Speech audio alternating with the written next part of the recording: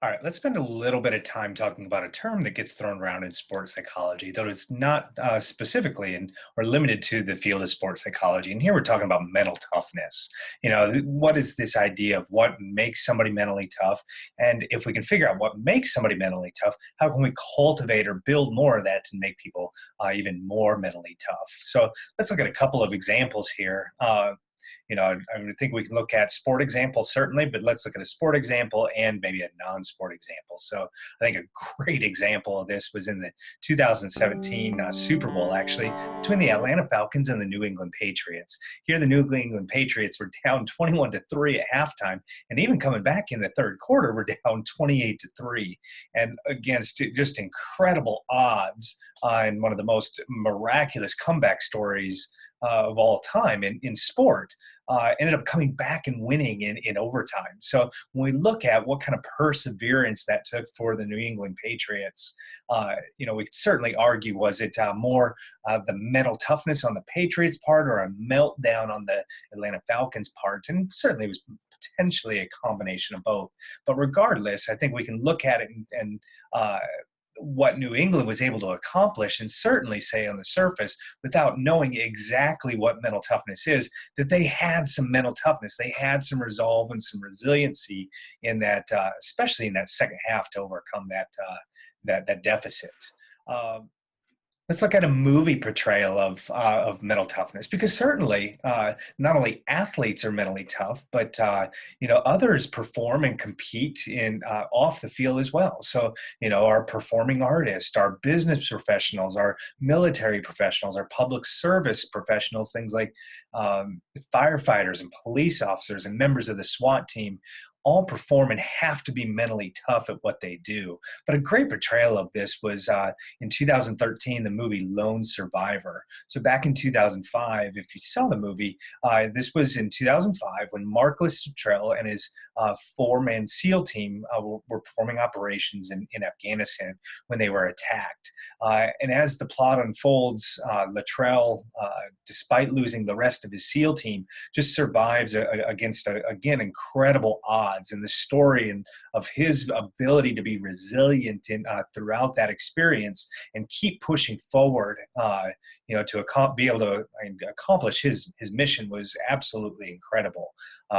So there's some great examples out there, and both in the media and in professional athletics, of what exhibits mental toughness. But let's actually break this term down and take a look at what do we mean by mental toughness.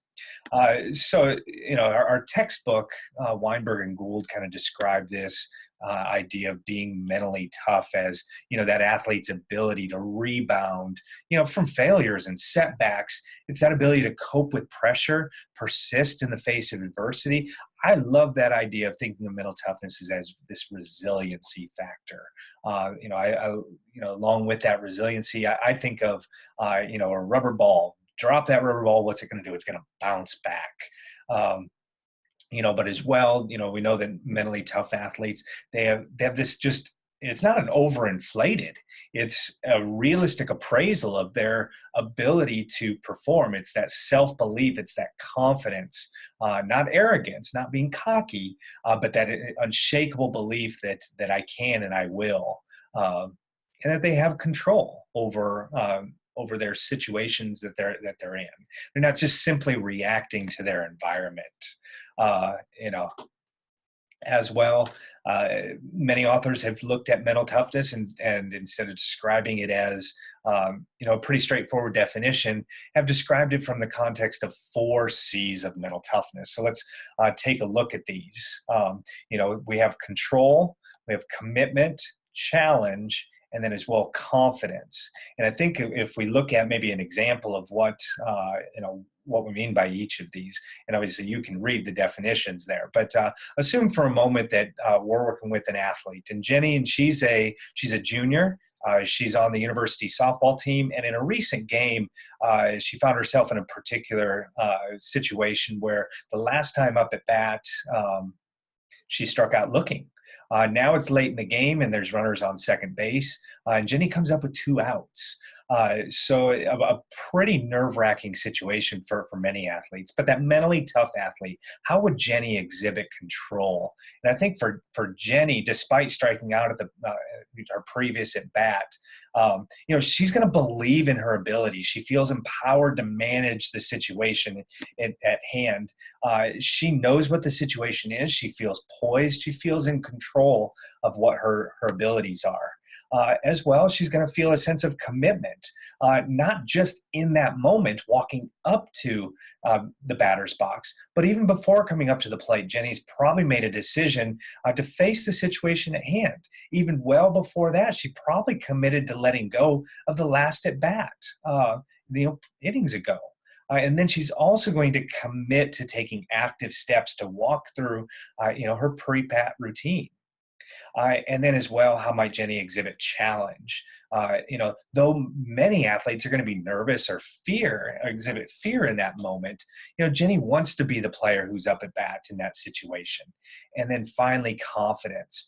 Jenny's going to believe in her ability to work a pitcher. She knows the pitcher is nervous as well. And she's going to draw confidence from the many, many times in the past that she's had great at bats against her head around it. So to finish up, I want you to think of somebody that you believe to be mentally tough.